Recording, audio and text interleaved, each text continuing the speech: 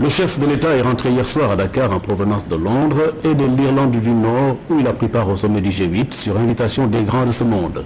Le président Macky Sall a saisi l'occasion pour plaider la cause du Sénégal et de l'Afrique en ce qui concerne notamment le programme d'infrastructure du continent porté par le NEPAD.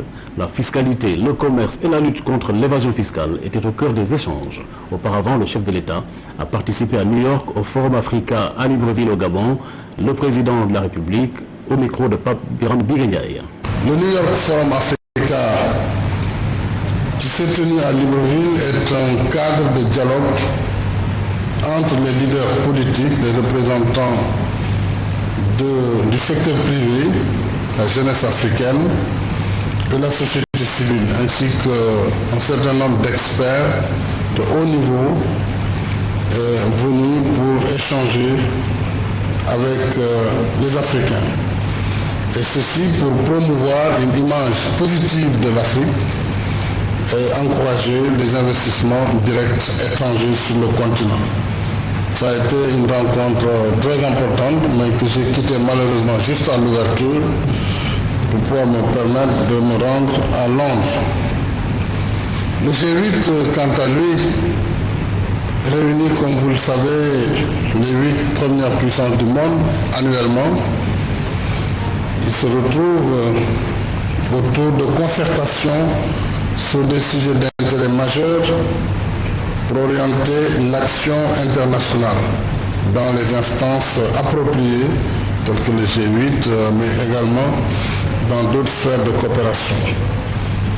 Le pays hôte invite traditionnellement un certain nombre de dirigeants en fonction du sujet qui a été traité et sur lequel d'ailleurs depuis plusieurs mois nous avons travaillé avec le gouvernement britannique. Et cela nous a permis de prendre part à un forum pré-G8 le samedi à Londres avec quelques chefs d'État africains et aussi avec le gouvernement britannique pour discuter justement du contenu de ce que devait être la déclaration du G8. Déclaration qui a été adoptée après notre départ de l'Irlande du Nord. Et nous avons discuté d'une thématique autour de la fiscalité, autour du commerce équitable et également de l'évasion fiscale, la lutte contre l'évasion fiscale. À la demande du Premier ministre Cameron, j'ai introduit un sujet sur le thème de la transparence dans les transactions foncières en partant des enjeux globaux du foncier en Afrique, puisque comme vous le savez, de plus en plus, si on y prend garde, l'Afrique risque de vendre ses terres à des multinationales, même à certains gouvernements étrangers qui veulent y développer des cultures céréalières et d'autres cultures. Et cela évidemment au détriment, si on y prend garde, de la population africaine. Oui, la terre doit être partagée en fonction des usages et selon des normes, et c'est tout le sens de la commission de la réforme foncière que j'ai mise en œuvre au Sénégal, mais il faudrait qu'il y ait une régulation qui défende les intérêts des uns et des autres et qui évite à l'Afrique, encore une fois, une énième spoliation sur ses propres terres.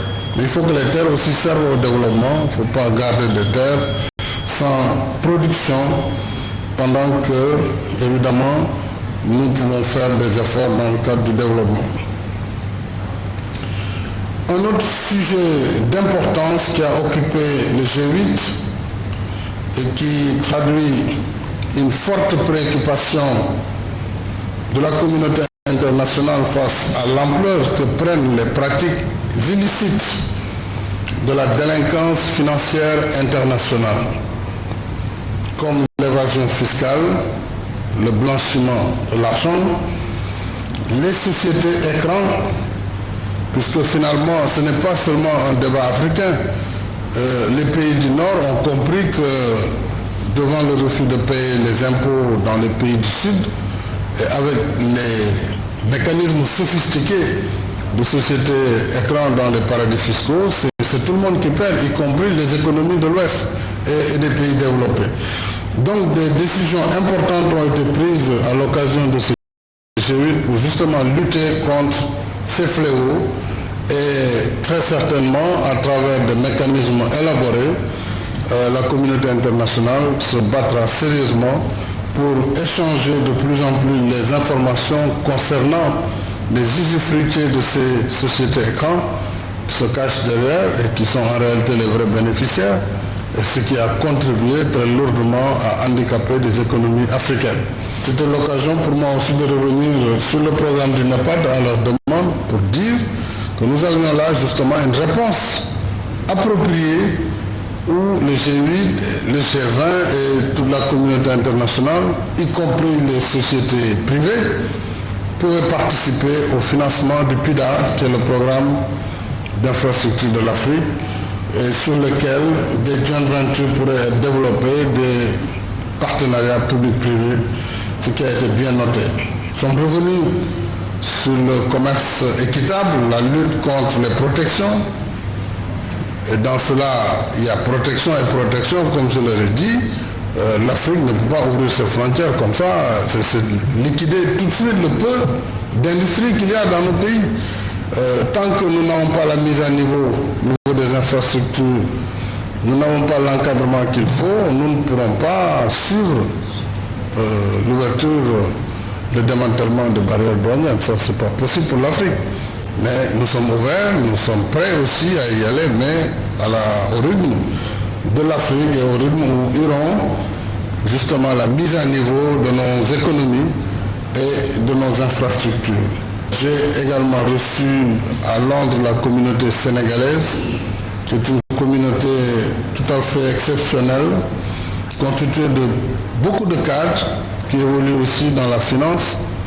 Vous savez que Londres abrite la City, qui est la zone financière par excellence. J'en ai profité pour faire un appel aux cadres de la diaspora, pour leur dire que le Sénégal a besoin de leur contribution. Il ne s'agit pas pour nous de dire venez, on vous nomme dans des fonctions gouvernementales, puisque, comme j'ai eu à le dire à Londres, le gouvernement n'a pas pour vocation de donner des emplois. Le peu d'emplois qu'il peut donner, c'est dans des secteurs traditionnels, régaliens, l'armée, la police, la gendarmerie, l'éducation et la santé, principalement. Tout le reste, c'est tellement faible. Par contre, ils peuvent, par leur connectivité, par leur expertise, par leur relation avec les entreprises, faciliter et les aiguillonner pour les amener à investir chez nous et par ricochet, être des représentants de ces sociétés, voire travailler avec ces sociétés. Et j'ai reçu des réponses d'un certain nombre de hauts cadres qui, évidemment, sont tout à fait disposés à travailler dans cette voie. Nous avons aussi, dans le G8, pour terminer, insisté sur l'initiative de la transparence pour les industries extractives, l'ITIE, où le Sénégal a adhéré, et nous avons nommé notre point focal, ce qui est un peu ce qui nous retardait. Et donc nous allons, comme tous les autres qui se sont engagés, rendre public l'ensemble des contrats miniers ou pétroliers, rendre public les ressources tirées de ces contrats.